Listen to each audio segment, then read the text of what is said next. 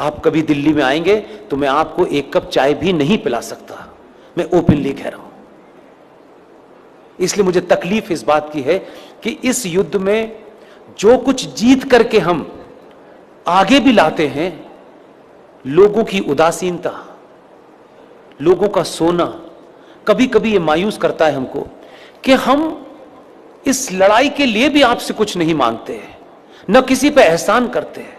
लेकिन इस संचार क्रांति के दौर में आपके पास तमाम चीजों के लिए समय है, लेकिन आपके और भारत राष्ट्र के लिए इतना बड़ा फैसला कराने में हमारी जान निकल गई है, लेकिन आपको उस फैसले के बारे में तक नहीं पता।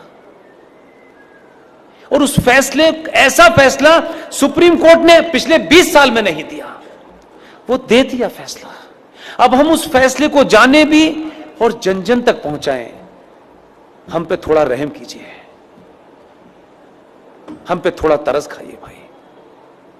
ये इसलिए कह रहा हूं कि इससे ज्यादा और शब्दों में नहीं कह सकता। 2018 में सुप्रीम कोर्ट के अंदर जस्टिस अरुण मिश्रा जी, जस्टिस अमिताभ राय साहब इतना बड़ा फैसला दिया है, लेकिन उसकी 90% लड़ाई मुझे और आपको लड़नी है। फैसला यह दिया है कि विष्णु शंकर जैन ने कोर्ट में खड़े होकर के कहा कि सर, माय लॉर्ड,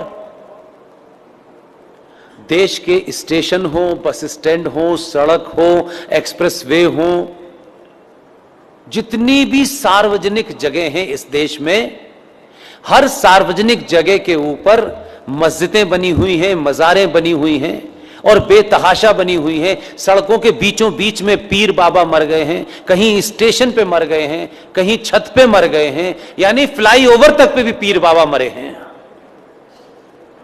ये भारत के सार्वजनिक और सरकारी जमीन के ऊपर एक जिहाद चल रहा है ताकि कोई भी इनके खिलाफ न बोल सके। सुप्रीम कोर्ट के दोनों जजों ने हमारी पिटीशन को सुना और लंबी चौड़ी बहस नहीं की। हमारे सामर्थ्य के और हमारी जितनी ताकत थी, आप सोचिए कि हम किन किन चीज़ों से घिरे हुए हैं, उसके बावजूद भी यहाँ मज़ार है, वहाँ मज़ार है, इसका डॉक्यूमेंटेशन करने में हमने जितनी ताकत लग सकती थी लगाई, लेकिन हमारे पास ना इतना पैसा है कि हम देश में घूम घूम के यही काम करें।